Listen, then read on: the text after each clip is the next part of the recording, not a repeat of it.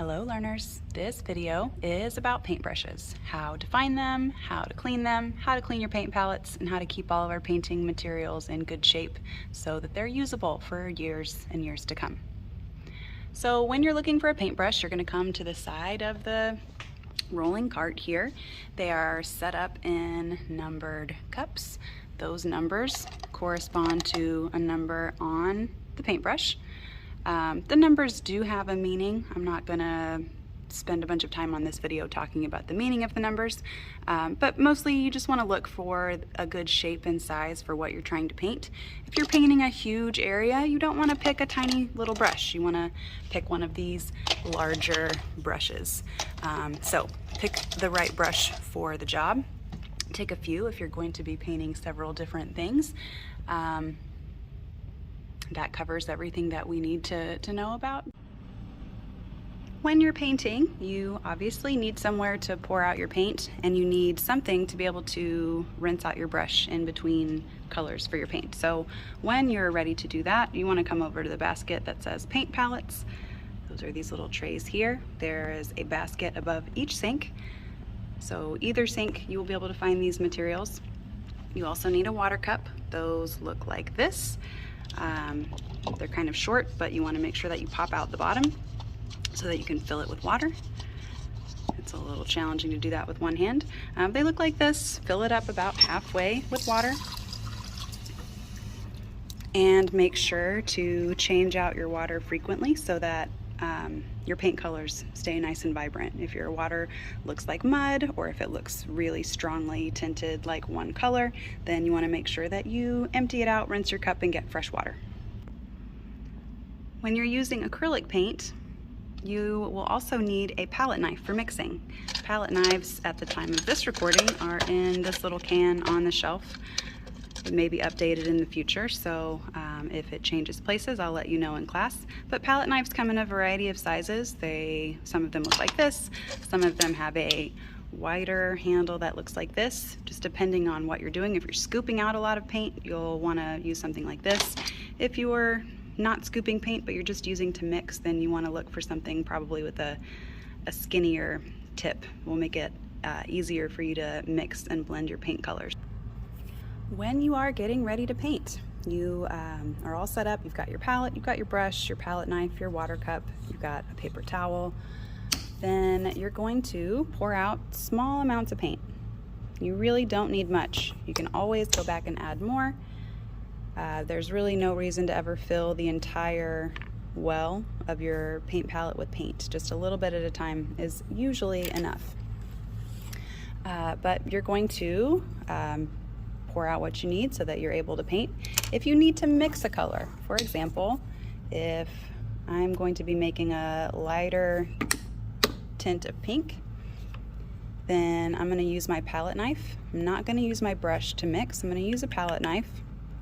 I'm going to scoop a little bit of each color together, and then I'm going to use that palette knife to mix the colors together.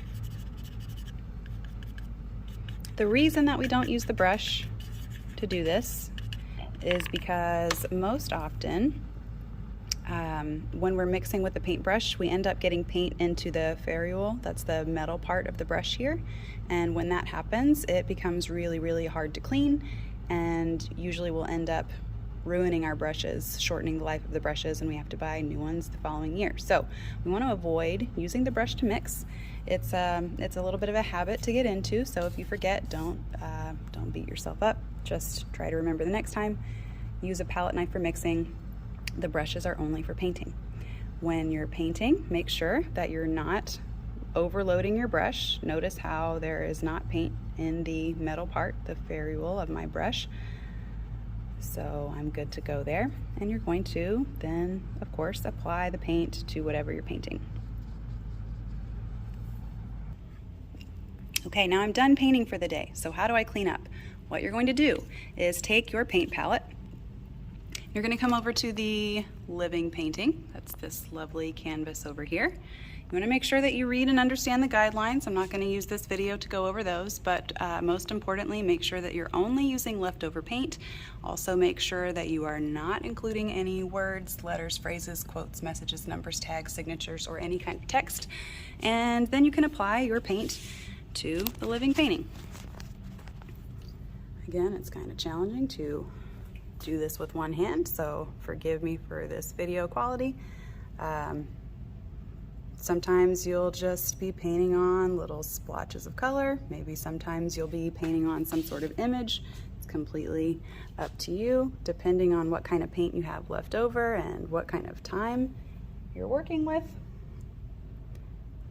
You'll also find that it's a little bit challenging to paint on this textured surface, but it's interesting to watch this painting evolve and change over the course of the year as we are working on different painting projects. So once you're done painting your project for the day, come apply any leftover paint to the living painting canvas so that we don't have to wash as much paint down the sink. It keeps our drains from getting clogged. And now here we are at everyone's least favorite part of painting. It's my least favorite part too, but it is really important that you're doing a good job doing this so that our supplies are staying good and we can keep painting in projects in the future this year. So first you're gonna, of course, rinse out your water cup.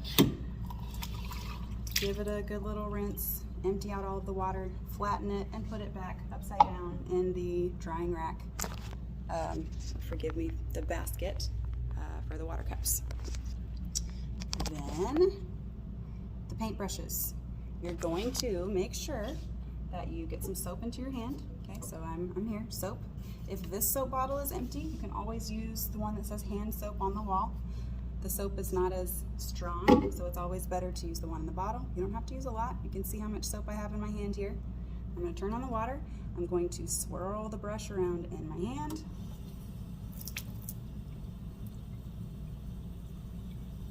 So you can see all of that paint coming out of the brush. Okay, I'm not smashing the bristles, I'm not smashing it on the sink. I am just swirling it around in my hand, scooping up all of that soap and making sure it all gets mixed in throughout the bristles. Okay, then I can rinse out the brush. When you're rinsing it, you should notice that the water that is coming out of the brush is clear. If the water that's coming out of the brush has any color, then it still has paint in it and you need to clean it again. So that means another pump of soap, swirling it into your hand again, and repeating that process. Once it's all dry, you can tap, tap, tap on the side of the sink. If you need to, you can get a paper towel. You can use it to sort of blot up any excess moisture, and then you're going to return the paintbrush to the cup that you got it from. So look for the number on the side of the brush and return it to the same cup. Your leftover paint, same thing. There are scrub brushes that look like this. There are sponges that look like this. All of these are for you to clean off your paint palette. So there should not be any paint left over when you're all done, like so.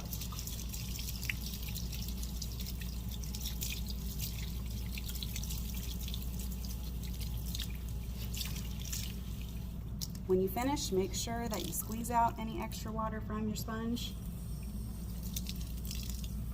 Return the sponge to the cup. And then you're going to make sure that you put the paint palette back above the sink basket that you got it from. And that's it. If there's any paint left over in the sink, take a paper towel to clean out that paint. Make sure that you haven't trailed water on the floor. If you do, then just clean up after yourself. It's not a big deal. The most important thing is that you are cleaning up after yourself so that the learners who come in after you have a clean space to work in, and so that our supplies stay in good shape for years to come.